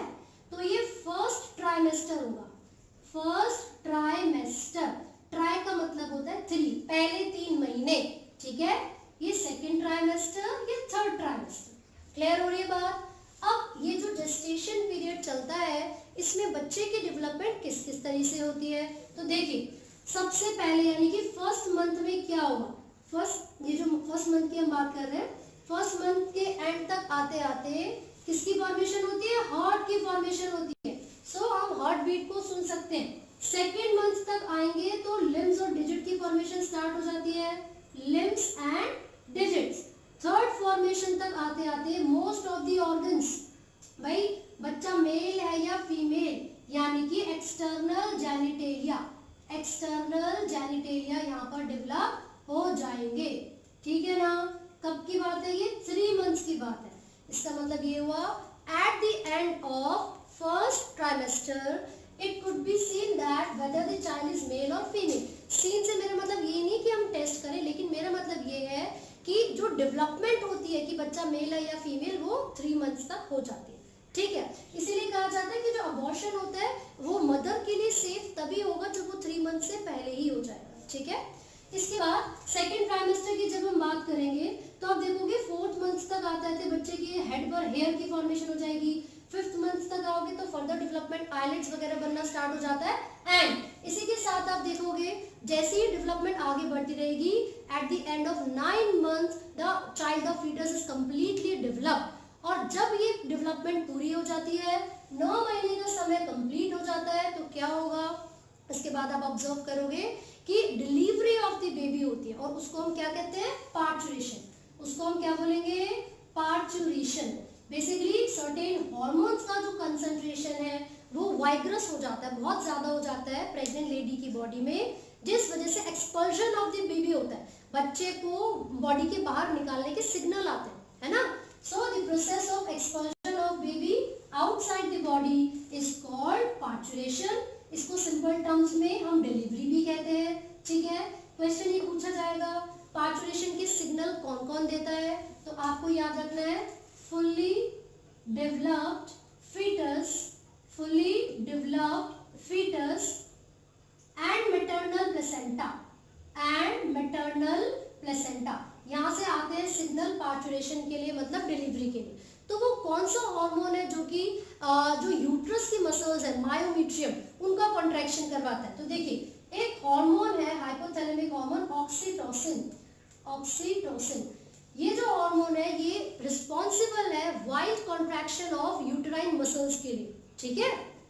जब ऑक्सीटोसिन की सप्लाई काफी ज्यादा होगी तो जो यूट्रस की मसल्स है, इनर मोस्ट देखी थी एंडोमीट्रियम, मिडल देखी थी मायोमीट्रियम, हम मिडल लेयर की बात कर रहे हैं मतलब मायोमीट्रियम की। तो ये ऑक्सीटोसिन हार्मोन रिस्पॉन्सिबल है मायोमीट्रियम की मसल्स को कॉन्ट्रैक्ट करवाने के लिए। जितना ज्यादा वो कॉन्ट्रैक्शन करेगा बच्चा उतनी ही जल्दी बाहर आ जाएगा वेजाइना के थ्रू, यानी कि बर्थ कैनाल के थ्रू। सो जितना ज्यादा ऑक्सीटोसिन का कंसंट्रेशन इंक्रीज होता है, फीडबैक उतना ही ज्यादा पॉजिटिव होता है। मतलब हम हाइपोथैलेमस को कहते हैं भाई और ज्यादा ऑक्सीटोसिन को रिलीज करवाओ, ठीक है। तो जब भी किसी हार्मोन के रिलीज होने पर है ना एक्टिविटी भी ज्यादा हो रही है और जितना ज्यादा कॉन्ट्रैक्शन बढ़ रहा है हम उतना ही ज्यादा ऑक्सीटोसिन को रिलीज दोबारा करवा रहे हैं। इस तरीके के फीडबैक को पॉजिटिव फीडबैक कहा जाता है, ठीक है। लेकिन अगर ऐसा होता कि ऑक्सीटोसिन के रिलीज होने पर कॉन्ट्रैक्शन बहुत होगी, हम कहते भाई अब बच्चा बाहर आ गया, अब हमें ऑक्सीटोसिन की जरूरत नहीं है, तो हम क्या सिग्नल भेजेंगे हाइपोथैलेमस तक, बस अब हमें हाइपोथैलेमस प्लीज आप ऑक्सीटोसिन को ना भेजें। क्लियर है? तो वो नेगेटिव होता। लेकिन हमने यहाँ पर बात की है पॉजिटिव फीडबैक की। तो ये हमने पार्चुरेशन यानी कि डिलीवरी ऑफ द फीटस पढ़ा है।